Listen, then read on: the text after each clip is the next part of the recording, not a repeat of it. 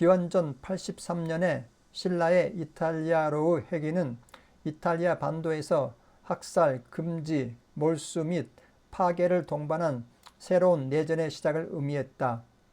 잔인한 로몰로라는 별칭을 가진 신라는 절대적인 개인 권력의 극단으로 군주적 권력 경향을 취하고 혁명적 무기를 사용했지만 국가 운영에 공동 책임을 가진 원로원과 집배들 간의 공화정 갈등이라는 한계를 벗어나지 못했다. 원로원 귀족 계급의 가장 영향력 있는 사람들 대부분의 지원을 받아 신라는 반신적인 명성에 둘러싸여 지중해 동쪽 지역에서 돌아왔다. 그의 회귀는 국가 권력이 신성한 기반을 가지고 있다는 헬레니즘 개념이 로마 개념과 통합되고 강화되었다. 지금껏 모든 적들과의 싸움에서 승리를 하고 함께 싸운 사람들에게 약속했던 모든 보상을 받았던 신라의 군대는 존경심과 그의 초인적 능력에 대한 절대적인 신뢰를 가지고 그를 따랐다. 이미 로마 공화정에 대한 반란자들과 반역자들에게 로마 형벌의 가혹한 부담을 짊어지게 했던 장군이 원로원에 다시 권력을 복원하는 것을 두려워했던 이탈리코 지역 동맹국들은 그를 상대로 전쟁을 다시 시작하게 되었다. 군단병들이 열정적으로 뒤따른 신라는 기원전 82년 11월에 로마에서 가까운 포르타콜리나에서 포뿔라의 진영을 대패시켰다. 원로원과 귀족 계급 세력인 옵티마테 진영은 신라와 당시 젊은 사령관인 뽐뼈 만뇨가 이끌었다. 옵티마테 진영이 승리하게 되는 포르타콜리나의 최종 전투 동안 신라는 아폴로 삐찌오라는 작은 상을 그의 군대에게 보여주고 신탁의 최고 신이 자신과 가족을 보호하고 존경을 받기 위해 그리스를 떠나 로마로 왔다고 발표했다. 3,000명이 감옥에 들어갔고 또 다른 3,000명이 신라 쪽에 항복했다. 이들은 캄포 마르치오에 수감되었고 처형되었다. 그들의 시체는 어떠한 자비 없이 떼베르강에 던져졌다. 강에는 시체가 흩어져 있었다고 전해졌다. 아마도 대략 10,000명의 로마인이 죽었을 것으로 추정하고 있다. 신라의 완전히 인질이 된 원로원은 신라의 지중해 동쪽에서의 승리를 인정하고 그를 독재자로 임명하여 그의 과거의 행동에 대해 면죄를 부여했다.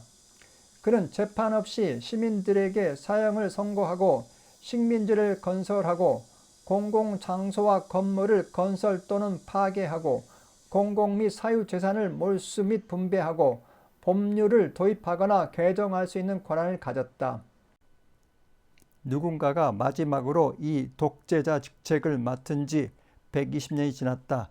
독재자는 왕과 유사한 권한을 부여했지만 6개월이라는 제한된 기간 동안만 부여되었던 외외적으로 심각한 상황에서만 사용되는 군 통수권을 가진 사법행정관이었다. 그러나 신라가 부여받은 독재자는 시간적 제약이 없었다. 독재자는 또한 대중의 판단에 따라 시민의 사형 선고가 유예될 수 있다는 규칙을 결코 존중하지 않았다. 그는 독재자직을 떠난 후에도 잘했든 못했든 자신이 저지른 일들에 대해 설명할 의무를 따르지 않았다. 또한 그는 로마 조폐국을 관리했다. 이를 통해 그는 주화에 각인될 상징과 이미지를 선택할 수 있었으며 이는 정치적 이념 확산을 위한 가장 효과적인 지원이 되었다. 그 이후로 신라는 수천 명이 죽고 도시 전체가 파괴된 회복의 길을 뿌린 순전히 과도 정치적 의미로 복원한 로마 공화정의 중재자였다.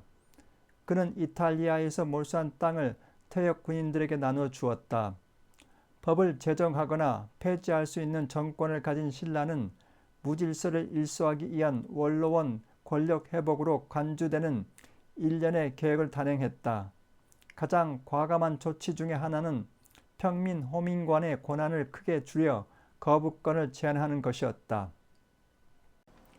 본질적으로 신라의 개혁은 원로원의 모든 권력을 중앙 집권화하는 것을 의미했다. 그들은 원로원 의원 수를 600명으로 늘렸고 기사 계급들을 원로원에 들어오게 함으로써 지방에서의 기사 계급의 정치적 간섭을 막았다. 그의 잔인함에도 불구하고 신라는 공화정의 기능을 회복하려는 진지한 열망을 보여주었다. 그러나 신라의 권력이 군주의 권력과 같았을지라도 그의 의도는 옵티마테 진영의 지도자 역할만 하고자 했다. 마리오와 친나는 로마 공화정의 정치적 문제를 해결하는 데 유리한 상황을 조성하기 위해 공화정 체제의 정상성을 일시적으로 정지시켰다면 신라는 폭군이나 왕의 권력을 사용하여 원로원 정부의 복원을 진행했다. 그러나 원로원이 승리를 거두는 데 드는 대가, 이를 달성하는 데 사용된 수단이 오히려 원로원을 약화시켰다.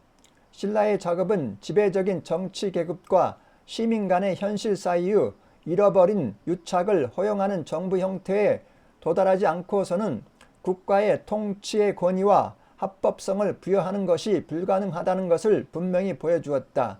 시민의 지시와 힘을 가진 신라는 특권층에 미흡하고 부적절한 정부의 허구의 삶을 주었다.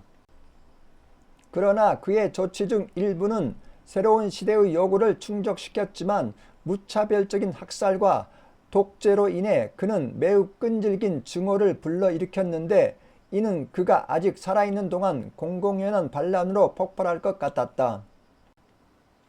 독재 정권 초기 7개월은 가장 비극적이었다.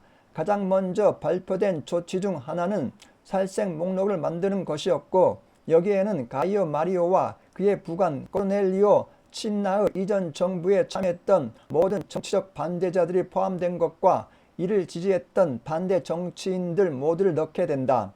명단에 오른 사람은 누구나 국가의 적으로 간주돼 사형 선고를 받았다. 시민이라면 누구나 형을 집행할 수 있으며 그 대가로 상당한 보상을 받을 수 있었다. 신고와 무차별 살인이 급증했다. 자료에 따르면 6,000명의 산녀 부족의 포로들의 대량 학살을 제외하고도 40명의 원로원 의원, 약 1,600명의 기사계급, 거의 4,000명의 평민이 살해되었다. 사실 포뿔라르의 진영에 대한 박해는 무엇보다를 갖고 있었는데 사람들의 사유재산이 국고로 넘어갔고 신라와 그의 가장 가까운 지지자들이 아주 싼 가격으로 구입할 수 있었기 때문이다. 뽐페오, 체사레와 함께 미래의 삼두 체제를 이끄는 마르코 리치니오 크라스와 같은 사람들은 사형수의 자산을 몰수함으로써 막대한 재산을 축적했다. 공포와 폭력은 로마 성벽 너머로 퍼졌다. 신라는 항상 사람들을 정복해야 할 필요성을 알고 있었다. 그것을 통제하기 위해서는 신과 사후 세계에 대한 서사를 통해 미지의 세계에 대한 두려움과 존경심을 불러일으키는 것만으로도 충분했다. 신라의 선전에서는 시민에게 강한 감정적 영향을 미치는 것이 특징인 집단으로 참여하는 인상적인 시위가 특별한 역할을 하였다.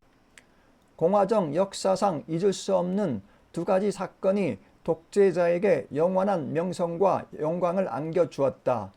본토 왕국의 미트리다테 왕에 대한 승리와 대낮에 거행된 최초의 공개 장례식이었다.